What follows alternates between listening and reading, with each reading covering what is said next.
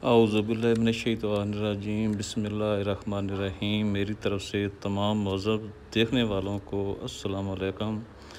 आपसे गुजारिश है कि अगर वीडियो अच्छी लगे तो चैनल को सब्सक्राइब करें, लाइक करें और कमेंट्स करें और शेयर करें। इससे हमारी हौसला अफजाई होगी।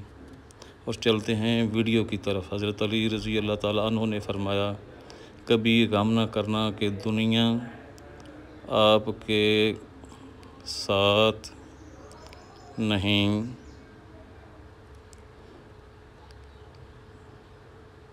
बल्कि खुश होना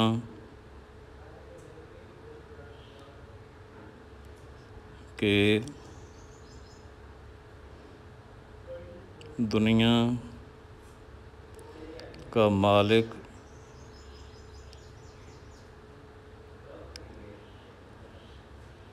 आपके साथ है। बहुत शुक्रिया।